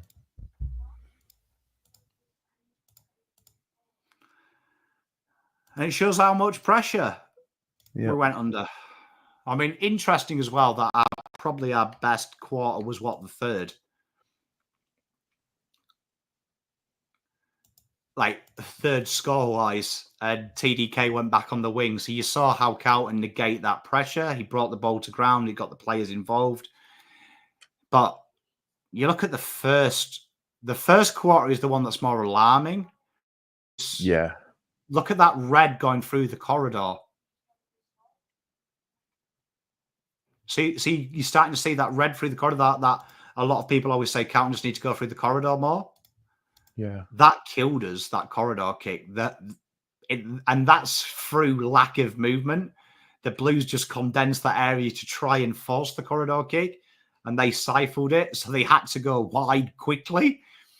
And then when they went wide, Pittonet can't mark. And it came back. Like, you are lucky that first quarter is as good as a tactical masterclass you've ever seen, like, from them.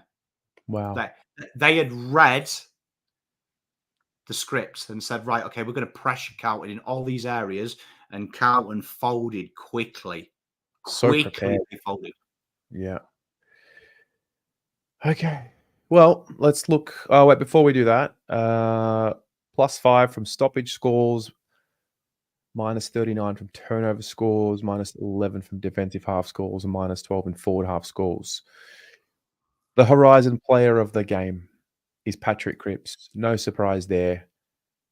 I'm just gonna move on with this. Sorry, he's the player of the game. We've got two. That's the player of the game. Hewett's the player of the game.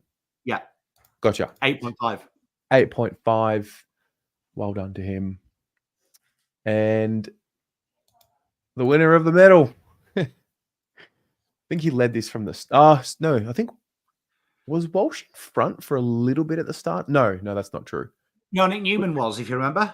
Nick Newman, that's right. He had a couple of 10s in a row.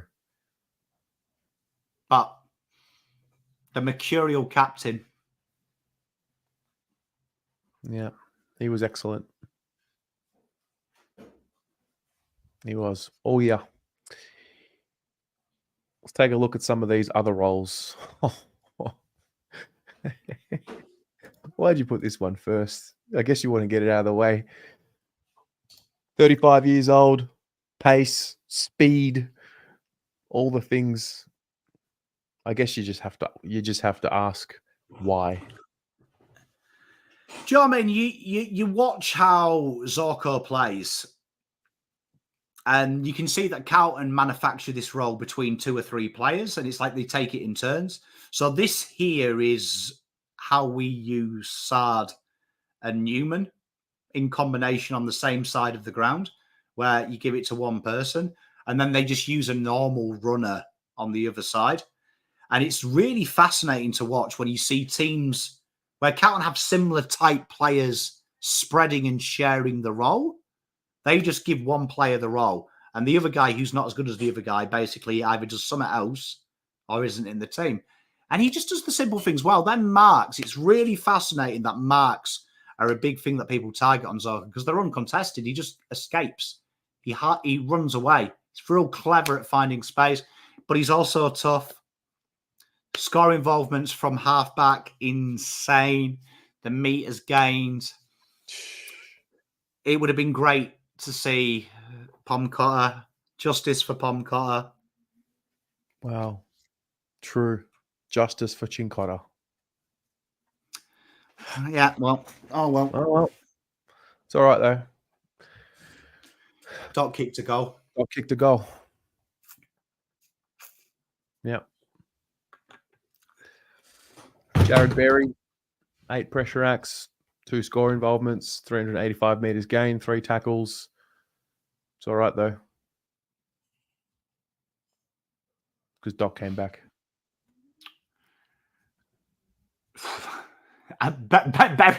Berry, honestly, this game is one of the most fascinating, just so you know. Like, if you want to go back and just enjoy life a little bit and laugh, just see how often anyone gets close to Jared Berry. It's actually quite funny.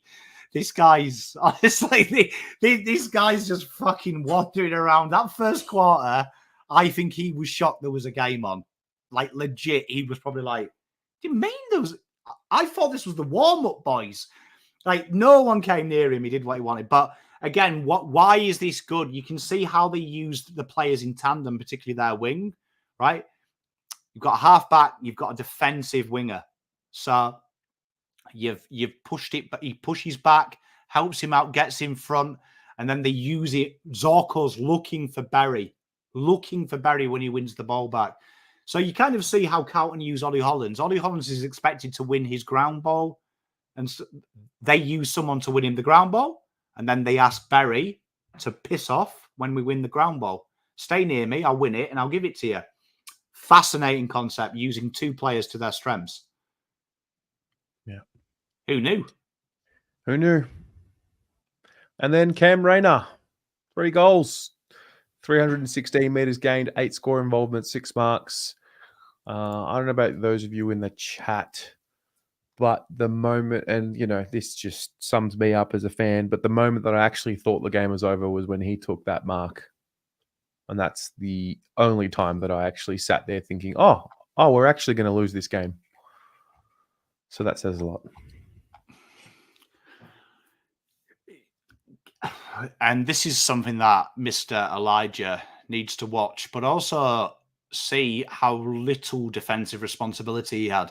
how little defensive responsibility, and his job was to, you know, when you always talk about the Fantasia role, and you said, what do other teams do? This is what they do. Their extra is the guy who fucks about wherever he wants, does whatever he wants whenever he wants. There's no responsibility. Just make yourself available, have a crack, mate, have a bit of fun. And sometimes it pays off and he has a game like this, and then sometimes he has dog shit games.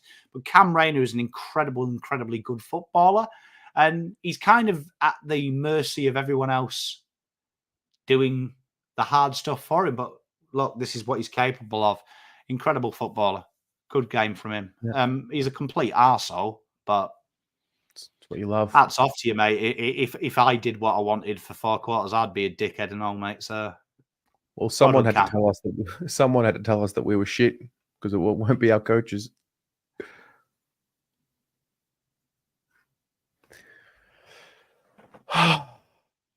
Lonely. I miss the lonely. I feel better now, because now that game's gone. Because I ain't doing the next show and talking about the game. I want to talk about life. Yeah. Well, ladies and gents, that was the final ratings show for 2024 after a game. Yeah, sucks. Freedom, I won't let you down. It definitely sucks, but you know, it is what it is. Might do a Michael Voss and start crying here, mate. I get really uncomfortable with goodbyes of a season, even though I'm really looking forward to getting some sanity back. But start with Pommy. No, end with Pommy. End with Pommy. Start with Horizon Finance Group. Thanks to Nick for getting on board this year and sponsoring the show. Mate, your support has been incredible. We're really grateful for it. Maybe we can play the ad one more time, just to get the table out. Anyone that needs any finance over the off season, cars, personal loans, whatever, have a chat to Nick. This is him.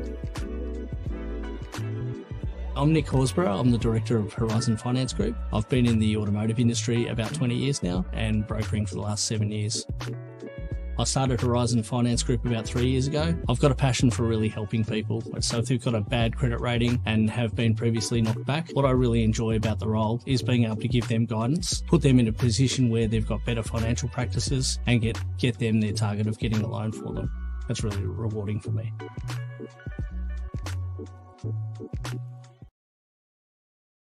It's those sweet chins, the whore dog. So, look, it's been great to have him on board.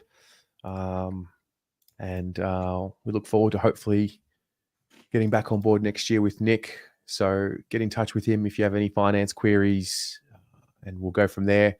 Those of you that tune in and watch and like and subscribe, and you tune in from start to finish, and enjoy the show and share it with people, and guess the ratings before they come out. Thank you for being here. Ultimately, a show doesn't really become a thing or a show unless there's enough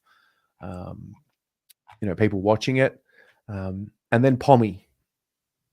Honestly, I'm just here because I'm just here. But, the real grind of the show is because you put in the hours with, building an algorithm and getting things together and setting it all up and getting the graphics done. And I really just want to, on behalf of everyone here, thank you for doing what you do for this show and this channel and this community. And I know that last year when we changed the setup of it, there was a bit of pushback, and but I really do believe it was the right thing. And I think this show now finally showcases the work that you do. So thank you, mate. Thank you, mate. Hey, you're good at hosting this, and you're a good mate, and I love you, and it's good fun. It's good fun. It's great, I mean, honestly, look, there's nothing I like more than having to watch this game again with a data. Bro, they put the sub as a ruckman. The fact I can still smile is amazing, isn't it? But no, honestly, it's my pleasure, Terry. It's an honour to do it, and. So look, Voss, take note. That's how you can compliment someone and not pretend you're in home and away. Yeah. Yeah, so that's that. That brings it close to the rating show. Oh, yeah. Also, signed team ball by the team 2024. I'm going to draw out one of your names next Monday on the Blue Abroad show. That's up for grabs together Just with the give it Cripps away, candle. my merch. Together with the Cripps candle. I cannot believe. Is that an official club merchandise? Yeah. No, this was No, from legit. the pre-season function. What's that? You're telling me my football club legit put Fancy Cripps on a fucking candle? No, that's not official. I was going to say. That's from Christian. They put his name on a candle. I was going to say, they will make a quid out of fucking anything, this football club. They're going to start doing fucking ashes and shit. Like, what's going on? Tough Snizzo, does it come with an apology? I can write an apology letter with it, but yeah, we're going to give that away next week. You've got a few more bits and pieces to give away. And anyway, that's that. Thanks again. See you at 7 p.m. for the Blue Abroad show. Go Blues. Bye.